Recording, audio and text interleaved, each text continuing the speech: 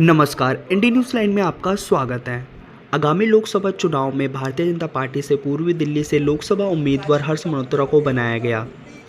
इस दौरान उन्होंने पूर्वी दिल्ली के लोगों की कई समस्याओं को लेकर विचार किया। इसमें गाजीपुर के कूड़े का ढेर सहित कई समस्याओं पर शामिल है। देखिए, गाजीपुर का आइए जो जानते हैं इस कूड़े दौरान का उन्होंने पहाड़ क्या है, कहा। 25-30 वर्ष हो गए इसको। ये लगातार बढ़ रहा था, लेकिन मेरे से इस समय के जो हमारे सांसद हैं गौतम गंभीर जी, उन्होंने एक इनिशिएटिव लिया था, इसको कम करने का प्लान किया। उन्होंने कोई झूठा वादा नहीं किया केजरीवाल की तरह कि मैं निगम आते ही 1 साल के अंदर सारे कूड़े के पहाड़ हटा दूंगा। संभव नहीं कर पाए, वो करना भी नहीं था। वो हमें तब भी समझ में आ रहा था कि यमुना साफ़ करके डुबकी लगा दूंगा, तो वो तो आज तक यमुना साफ़ नहीं हुई, डुबकी तो खैर वो क्या लगाएंगे। तो जैसा गौतम जी ने 15 से 17 मीटर कूड़े का पहाड़ कम किया है, ग्रेजुअली होगा, लेकिन इसके लिए पूरा प्लान करके जब हम निगम में थे उस समय भी हमने इसकी डिस्पोज़ल का भी प्लान किया था, और इसमें से बहुत सा कूड़ा जो पॉसिबल हो सकता था, क्योंकि हाईवेज़ के नीचे सॉयल को फिलअप करने के लिए भी ये कूड़ा प्रयोग में लाया जा सकता है। साइंटिफिकली प्रूवन फैक्ट है। उसमें ठीक है, NHAI उसको सैंपल टेस्ट करेगी कि वो कितना उसमें जाने लायक है, उसको भी सेग्रीगेट करके जाने वाला है। उसमें आदरणीय नितिन गडकरी जी के साथ जब मैं महापौर था उस समय भी बैठक हुई थी, और उसमें इसमें से भी बहुत सा कूड़ा हमने नेशनल हाईवेज़ के नीचे डाला था। उसकी भी एक लिमिटेशन ये है कि कूड़ा एज इट इज़ उठा के नीचे नहीं डंप किया जा सकता, क्योंकि सड़क के कोई मापदंड, हाईवेज़ के बनने के कोई मापदंड हैं। आज ऐसे भी हाईवेज़ बन रहे हैं जिस पर जेट प्लेन्स को लैंड कराया जा सकता है इमरजेंसी में। आप लोगों ने देखा भी होगा, यमुना एक्सप्रेस वे पे भी हुआ, उधर पूर्वांचल एक्सप्रेस वे पर भी कराया गया था। तो इसके लिए लॉन्ग टर्म प्लानिंग के लिए बिल्कुल मन में है कि इसको समहाउ कम करना है। धीरे धीरे कम होगा, एकदम से कोई जादू की डंडी नहीं है, जो कहेगा वो गलत कहेगा। उसके लिए प्लान कर रहे हैं। जिस तरह से देखा जाता है कि एक कहावत हुआ करती थी बहुत समय पहले, हालांकि बदलाव आया, नानक सुखिया सब संसार, दुखिया सारे जमुना पार। तो यमुना पार के दुखों को कैसे कम करेंगे आप? आज आप देखिए, ये कहावत तो गलत सिद्ध हो चुकी हुई है। पिछले 10 वर्षों की जो डेवलपमेंट पूर्वी दिल्ली और उत्तर पूर्वी दिल्ली की हुई है, वो इनकम्पेरेबल है। आप लोग रोज गुजरते हैं वहाँ से। जो मेरठ एक्सप्रेसवे बना, सराय काले खां से लेकर के और मेरठ तक, जिसमें हमारा पार्ट चाहे गाजीपुर तक का ही है, लेकिन वो प्रधानमंत्री नरेंद्र मोदी जी ने ही उसका शिलान्यास किया। उस समय महेश गिरी जी सांसद थे, और बाद में आदरणीय मोदी जी ने ही उसका उद्घाटन किया।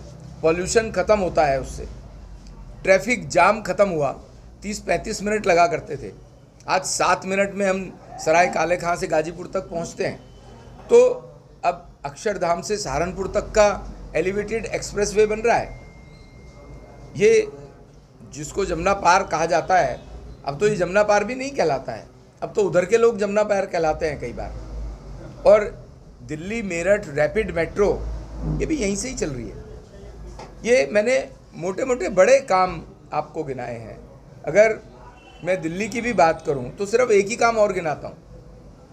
केजरीवाल ने 1000 करोड़ रुपए पॉल्यूशन सेस पर इकट्ठा किया जनता के टैक्स के पैसे से।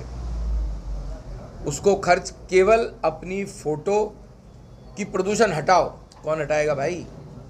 केजरीवाल जी हटाओ इसको, हम भी कह रहे हैं हटाओ। तो केजरीवाल जी लिख देते थे नमस्ते दिल्ली, धन्यवाद दिल्ली, बस यही किया उन्होंने। वो 1000 करोड़ रुपए अगर पॉल्यूशन की लॉन्ग टर्म और शॉर्ट टर्म मैनेजमेंट पे खर्च होते तो दिल्ली के पॉल्यूशन के स्तर में डाउन आता। पर ऑन द अदर हैंड प्रधानमंत्री नरेंद्र मोदी जी ने दिल्ली के पॉल्यूशन में भी अपना एक अच्छा प्रयास किया।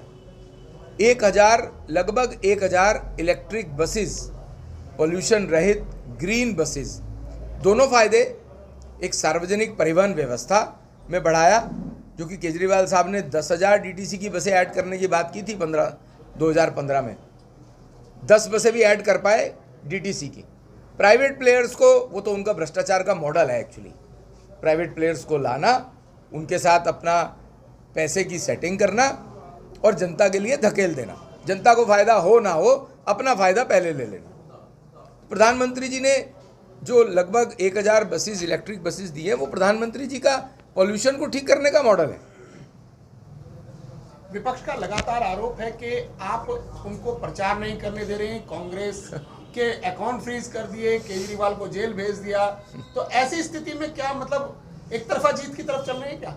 अभी थोड़े दिनों में 4 जून को आप सुनेंगे कि सारी ईवीएम मशीन बीजेपी ने हैक कर ली, देश में कोई कानून व्यवस्था नहीं होगी उनके हिसाब से, तो ये तो बोलेंगे ही, इनको कभी भी काम करना नहीं आता। हाँ, ये बातों में, झूठे वायदे करने में देश के सबसे बड़ी पार्टी वाले लोग हैं। सर, आज आम आदमी पार्टी जंतर मंतर में उपवास कर रही है, केजरीवाल जी को क्या कहना चाहिए?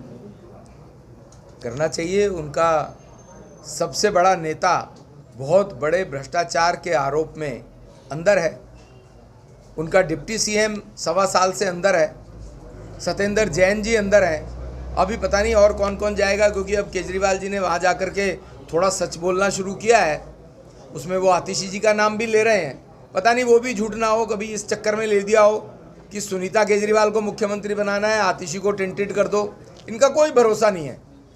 तो आम आदमी पार्टी के कार्यकर्ता अगर